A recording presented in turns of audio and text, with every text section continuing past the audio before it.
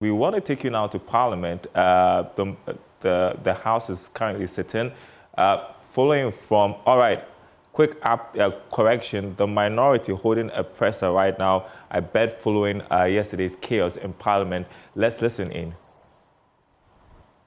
A direct assault on the constitutional rights of the people of Kpandai, a dangerous breach of the separation of powers, and a redress, and a reckless disregard for both our judicial process and our own parliamentary history. This House is on the verge of committing a constitutional travesty and a historical self-betrayal. We have taken note of a formal communication from the Clerk of Parliament, issued pursuant to the contested High Court order notifying the Electoral Commission of a vacancy in this Honourable House. On the strength of that notification alone, the Electoral Commission is expected to regard the Kpandai parliamentary seat as vacant, though it is a seat that was decisively won by the New Patriotic Party with a clear and commanding mandate of a difference of 3,734 votes. But here is the profound constitutional and historical defect at the heart of this matter. As I stand before you, the Honourable Member for Kpandai, Matthew Nyindam, has duly exercised his constitutional rights. He has filed a stay of execution, halting by the operation of law the effect of that very judgment. 2, he has lodged a notice of appeal to the Court of Appeal. And 3, he has initiated an application for certiorari at the Supreme Court. I ask, what manner of parliament are we in that we would rush to enforce a judgment that is legally suspended, ignore appeals that are actively proceeding, and arrogantly presume to be preempt our superior courts before they have uttered a single word? Worse, why are we abandoning the wise and restrained precedents set by this very House? Let us consult our own ledger. Our institutional history reveals a consistent bipartisan practice of protecting a member's mandate until the legal process is conclusively settled. We have never treated a contested first instance order as an immediate death warrant for parliamentary tenure. Let me cite specific examples. In the case of Samuel Nyimikan of Welensee, after the High Court voided his election, he filed an appeal. What did this House do? It continued to recognize him as a sitting MP throughout the entire appeal process. The seat was only declared vacant after the Court of Appeal delivered its final judgment. In the case of Eric Amwating of Nkranza South, detained abroad on serious charges, this House resisted calls to declare his seat vacant while his legal status was unresolved. Vacancy occurred only upon his own properly executed resignation. In the case of Danawodapi of Keta, convicted and sentenced to 10 years imprisonment, this House did not treat the conviction as an automatic trigger. When circumstances allowed, when he was granted a presidential pardon, he returned to this chamber on 10th of June 2008 and was permitted to sit and perform duties as MP. His tenure ended with the dissolution of Parliament. In the case of Adamu Dramani Kpandai of Boko Central, the honorable member continued to serve in Parliament for years while the courts determined civil challenges to his eligibility. It was upon his final criminal conviction and subsequent imprisonment in July 2012 that he became legally incapacitated from performing his duty as a member of Parliament. Even as he pursued an appeal, he was granted a presidential pardon in December 2012. In any case, a by-election could not have been constitutionally justified since his incarceration occurred less than 6 months before the 2012 general election. Let me address the case of James Citing the Quayson, which is often mentioned. A clear look at what actually happened shows why rushing on Kpandai is wrong. Here are the facts. Quayson was sworn in and served as MP in January 2021. Even though a court case was already pending, Parliament allowed him to work, just as we have done in other cases. In July 2021, a High Court nullified his election, but even then, Parliament did not immediately declare his seat vacant. The real change came from the Supreme Court. In April 2022, the Supreme Court issued a direct order, an injunction commanding Quayson to stop acting as an MP. And in May 2023, the Supreme Court gave its final judgment, ordering Parliament to remove his name. The lesson is clear. Parliament's decisive action in the Quayson case was not based on High Court ruling alone. It was based on specific final orders from the Supreme Court. Now compare this to Kpandai. Today, we have no order from the Supreme Court. We have no injunction. Instead, we have a High Court ruling that has been formally stayed and is under appeal. To use the Quayson case to justify instant action in Kpandai turns the truth upside down. Quayson's case teaches us to wait for the Supreme Court's final word. In Kpandai, we are ignoring that lesson and acting before the first appeal has even been heard. We cannot use a case that required court intervention to justify acting when the Supreme Court has not spoken at all.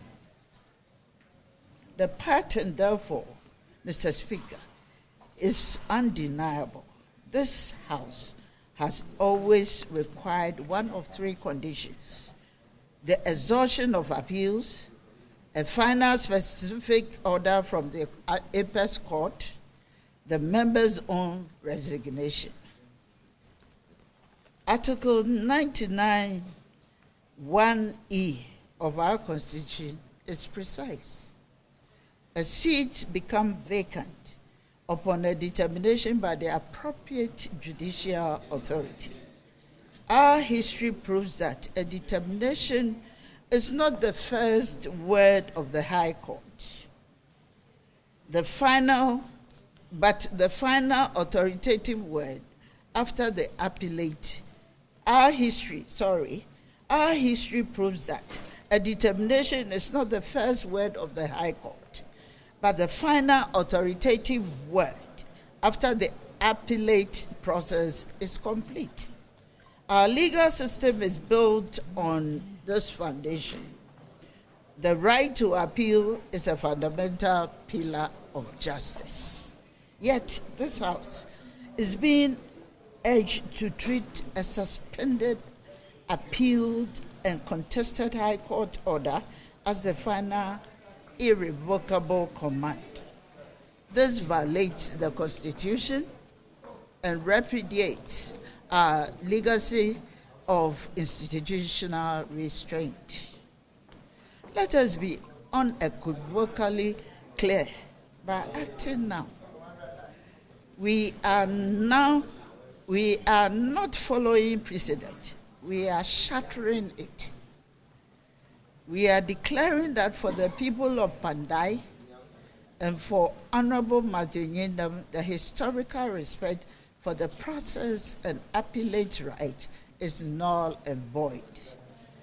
We are telling the 363,734 citizens whose clear will is not in mathematical doubt that their vote is expendable.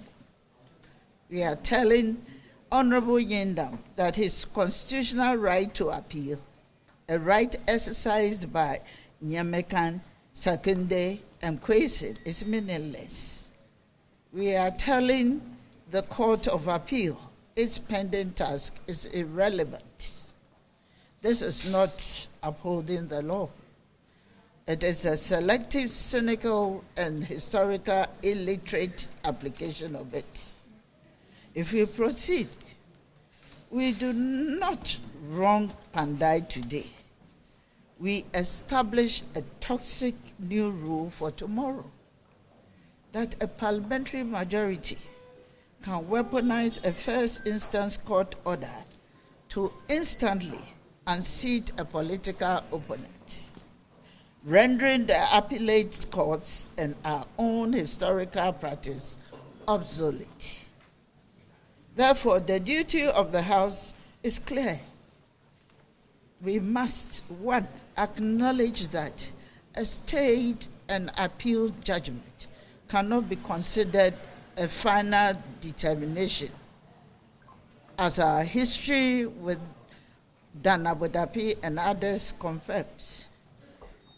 Number two, we defer any action until the appellate process is conclusively complete, respecting the precedent set across decades. And number three, we need to recognize that this premature notification violates the separation of powers, disrespects the judiciary, unjustly disenfranchises the people of Kpandai, and betrays Parliament's own tradition of constitutional caution. And finally, number four, need to withdraw the notice of the Electoral Commission to the Electoral Commission immediately. This is not a partisan plea. It is a call for basic constitutional fidelity and historical consistency. In conclusion, I stand here for the rule of law and for the sanctity of our parliamentary traditions. The notification on Kpandai is historical aberration. It is a violation of the separation of powers.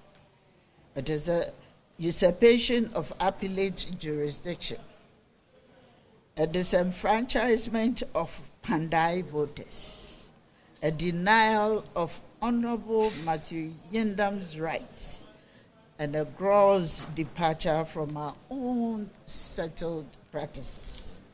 Accordingly, I submit that this House is constitutionally, legally, democratically, and procedurally bound to withdraw the premature notice issued to the Electoral Commission. Let history record that this Parliament chose the wisdom of its past precedents of Nyamekan, Abu Dhabi, and Muatin over the rashness of partisan expediency. Respect the stay, await the appeals, honor our history, uphold the Constitution. The people of Kpandai are watching. Ghana is watching. History is watching. Thank you very much. Two quick questions. First, are we going to see the minority continue in the stance that government business will suffer if this letter is not withdrawn? And secondly, the chief whip on the majority side say that they are going to refer all of you to the Privileges Committee for the conduct yesterday. How do you respond to this? I think we have been very clear in our demands. I don't think that we can. This one, the statement is very clear in all our demands. The Privileges Committee. That one, I don't know how it could be. Yes. We're done. Thank you. Thank you very much, guys. So the minority just legal counsel to the minority. Let me speak to you very briefly on some of the issues that have come up, if you don't mind. The NDC's position is that the mere filing of an appeal will not be a stay of execution. It cannot act as a stay of execution, and so they do not understand why you want that to happen. In fact, some of them are citing instances like what happens on the 6th December if someone files an application for injunction on an election. Does that stop the election from happening? That surely is solid legal grounds. But I think that the case we've made is clear. What our leader said is very clear. The case is not over. It's under appeal. The case is over when all the appeal processes have ended. So how do you declare a seat vacant when the particular judgment is under appeal? I mean, it's just a basic legal question that I don't think that we should struggle with. Look, as it stands now, nobody can tell me that the decision of the court in Tamale is conclusive. It is not conclusive because it's under appeal. And then, of course, apart from the appeals court, there's one at the Supreme Court. So how, if it's not over, how do you declare the seat vacant? And that is the point that our leader alluded to. So clearly, they are just rushing. I think they are just in this indecent haste to organize the election, and it doesn't augur well for our democracy. So the question people have been asking, people in the public domain, they are criticizing your side for the scenes we saw in Parliament yesterday. They say you could register your strong displeasure without the kind of scenes we saw in Parliament yesterday. Was that really necessary to be able to press home your demand? When you had made a statement which had been captured in the records, did you have to obstruct Parliament from performing its responsibilities? Well, I mean, protesting is a right that we have as members of Parliament. And the NDC has used it before, and you also use it. Look, the people of Ghana, if you are saying the people of Ghana are criticizing that, look, I mean, we are not above criticisms, right? And so we will take that in our stride. We wanted to achieve a particular thing. There are so many ways of doing that. They are suggesting one way, which is okay. We also felt that going another way is better. And yesterday we chose the path that we believe was going to get us what we wanted. And so it's okay. That is what makes our democracy beautiful. Our actions are not above reproach. We can be criticized, but we believe that what we did yesterday was right, and we stuck to it. Last one. The appeal itself, I'm told, is supposed to be held, the application for stop execution will happen somewhere there, almost the end of this month. And then the Supreme Court matters as well. The lawyers can apply for abridgment of time and get these matters heard expeditiously so that there can be specific court orders that Parliament can work with. Why are the lawyers not taking that route? Yesterday, we've seen a search at the Supreme Court as to whether or not Parliament has been notified about all that is happening, yes, which is a notorious fact. But why are you not using that to apply, for instance, for abridgment of time so that you can get your matters heard expeditiously instead of these matters? I mean, that's a very fair point. But look, when you even make application for abridgment, it's not a guarantee that the court will grant it. And look, when it comes to Supreme Court and Court of Appeal especially, they determine when they want to hear cases because the judge, the Chief Justice will have to empanel them and all of that. So that takes some time. But look, we can all agree that this matter has to be heard expeditiously. And we will advise the lawyers if there is a need for them to do that. But when it comes to the Supreme Court one, I think it's on the 16th. That's okay. Now it's too late to now apply for abridgment of that. Why can't we just abide that time and then wait for the Supreme Court to make its decision? I think that in this instance, you all should defend us. You all should support us, that our position is right. And as the leader stated, there are so many cases that show that when a High Court judgment comes and there's an appeal, Parliament waits until the appeal processes are exhausted. Why is Kpandai different? That tells you the kind of mindset our brothers on the other side have. And their deal is to get all of us out of Parliament. But look, I don't believe that that's what the people of Ghana want. This is not a one-party state. It's never going to be a one-party state. We're going to stay in, fight, and protect the votes that the people of Ghana gave to us, especially the people of Kpandai. They spent hours in the queue to vote. Okay, won the election by over 3,000 votes. We will protect that vote. We will assure the people of Kpandai that their sweat will not go in vain. Their mandate, the mandate they gave to the people, to our brother in Yindam, will be protected. Is there any challenge with Swami as we speak? I've seen Swami around in some articles, but anyway. Well, I mean, because one of our friends told me that they are coming after my seat, I laughed and I said they can bring the president, the vice president, the speaker, they can bring everybody to Swami and come and challenge me, and I'll beat all of them. Thank you very much. That is Honorable John Darko telling us about what his side are going to be doing in terms of some of these things. We've just been listening to the deputy minority leader who's been in charge. I mean, since the minority leader himself is not around, they are adamant in their insistence that Parliament, through the clerk to Parliament, they must necessarily withdraw that letter to the Electoral Commission declaring the Kpandai seat as vacant. They've cited authorities that they say backs their claim that it cannot be the case that with the pendency of an appeal that the seats have become vacant. They say that is because the NDC has such an inordinate desire to wipe all of them out of Parliament so that they can just get a free run and do whatever it is that they want to do in Parliament. And that is some of the things John Darko has been telling me. And so I've just seen a number of the majority MPs walking in. They had a caucus meeting. A lot of them have been now getting into the chamber. Any moment from now, we expect that proceedings will begin. We've already heard on another media outlet the majority chief whip indicating that they are going to cite the majority MPs for contempt, minority MPs for contempt. I did ask the minority leadership about that. They said they don't care about that. The Roxy Nelson, the Femeko, can do his worst. And so any moment from now, sittings will start. And if anything the minority have been saying is anything to go by, they are going to continue on their insistence on the floor that government business and cooperation will suffer if the government or the Parliament of Ghana does not withdraw that letter that is written to the Electoral Commission. We're going to get into the chamber and then perhaps we'll see whether there's an amicable solution to this or both sides will continue in their entrenched positions, which is ultimately leading to the very, very disturbing scenes that we have been seeing on the floor. I'm not sure he can, but that's a quick question until live for us from Parliament. We are on this story for you. We will be bringing you live the proceedings in Parliament, see what happens after yesterday's chaos over the declaration of the Kpandai seat as vacant. But we heard from the minority in the press a while ago asking that the notice to the EC be withdrawn immediately.